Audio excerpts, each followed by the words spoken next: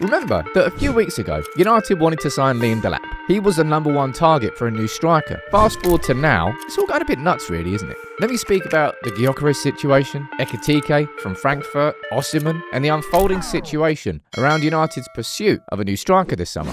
We all knew as United fans that this summer was going to be about signing goal scorers, considering we only scored, 44 goals in the Premier League last season? We've already signed Cunha. We're in for Mbeumo. And all the noise when it comes to United transfers right now is around strikers. And I want to talk about everything that's going on because things have changed in these last couple of weeks and not in ways I thought they would. All right, let me run through it. You can let me know what you think in the comments below. Oh, actually, I'll ask you now as a question. What striker do you think we end up signing? Do you think it's going to be Ekitike or Osimhen or Gyokeres, or do you think it'll be someone else? Because remember a couple of weeks ago, and by the way, we've got a slightly refreshed look here, right?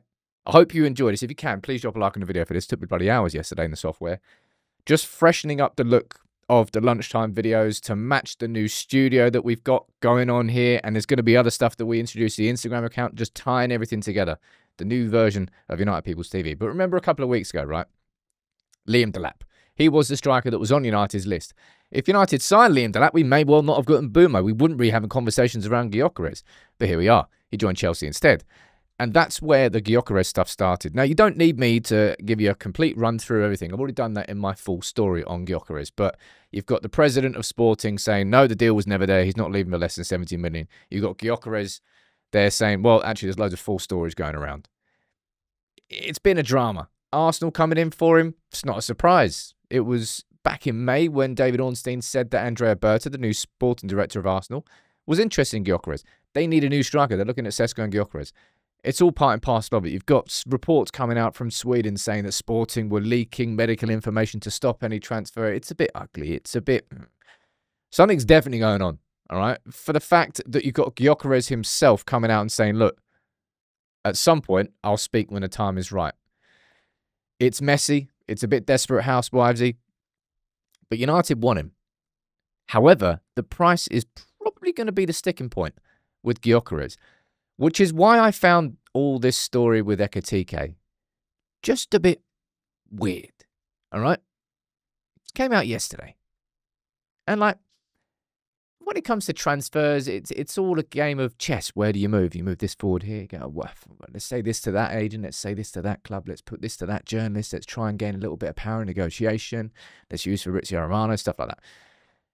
It's part and parcel of the modern football transfer. It's no different to what it was before. It's just you get a lot more visibility. I suppose it is a bit different. It's the power of social media does change things. Anyway, Hugo Ekitike. Look, I'm not saying that he's a bad striker by any stretch of the imagination, but the idea that United are going to go, about signing Gyokeres for more than 70 million euros and then go and sign Ekitike for 100 million euros, it's an odd one. Chelsea have been linked with him. Liverpool have been linked with him. Eintracht's director saying, look, if the price isn't right, he's going to stay with us. They're going to dig their heels in. They got a lot of money from Marmoush. They are going to want 100 million for Ekitike. So this, while on paper feels like kind of nonsense, it's exactly what it is. I feel like this is coming from Ekitike's agent more than anything else, trying to G up some interest in his client, rather than United trying to use Ekitike to gain some sort of leverage in a Gyokeres conversation. I just don't think you gain any leverage going after a player that you have no intention of signing because of the price. And then I would say the situation with Osimhen this summer has probably been the most weird out of them. Gyokeres, that's like agent versus president. He said, she said. Kind of seen that all before. But with Osimhen, right, we all know what happened. He is at Galatasaray, well, was at Galatasaray because he fell out with Napoli. Then he left there. Well, he hasn't left there. Everybody thought, myself included, that he was going to be moving to a Saudi club this summer because they were the only country that would be willing to pay the salary that Osimhen wants. But he turned his back on them. And I don't particularly think he turned his back on them simply because of wages, right? The deal is off. He's not going to join a Saudi club. At this moment in time, there's not really been any movement from United on Osimhen, is there? None.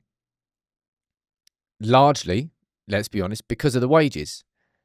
But this is where I say it gets a bit odd and a bit weird. And like, where do United go? If you've got Ekitike, I think you just rule him out. It's just nonsense. 100 million, United aren't going to go in for him. We spent 72 million on Højlund, who was a prospect from Atalanta.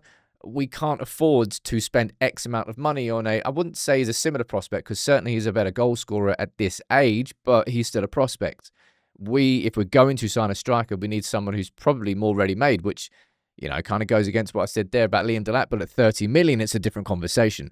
At the prices banded around these three players, you're talking about ready-made, established strikers, and that's where Osimhen and Gyokeres are similar in that sense. The Gyokeres situation, I think it's only going to get a bit more messy, really. The fact that Gyokeres himself has come out and said, hold on. Loads of lies going about. At some point, I'm going to speak. I don't really think that's ended. Arsenal are interested in him. I don't think United should go over 75. And even that, I didn't think that United would be in. And that's what's changed. That's what's massively changed. It was only last week that we found out that this whole time, everybody's been calculating United's PSR wrong. And we actually use a different set of accounts. And they're actually fine. So financially, we're not at risk of breaching PSR. The issue is the cash. The issue is the actual money that we've got. 72 million in the bank. And we can draw down 140 million on the credit card, which is not a sustainable way to sign players. So we've got to sell. That's going to be part and parcel of it. And I actually thought, and still do actually, when it comes to signing a striker, there's bigger priorities now that we've signed Cunha and probably going to get Mbeumo. Go after a central midfielder before we go after a striker. But all the noise is around strikers. But if Ekitike is being used as, and this is the thing I find a bit strange, if Ekitike is now seemingly being used as some sort of tool to gain leverage, which I don't particularly think it is, surely Osimhen's part of that conversation. Osimhen's not going to be moving to Saudi. Would he?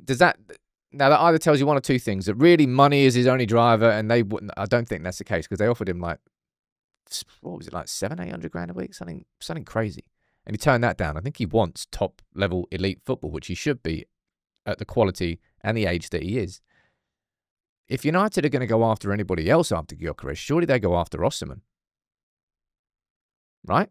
But there's been no noise about Osimhen other than potentially Galatasaray coming back in for him. Have you heard any other club being linked with him?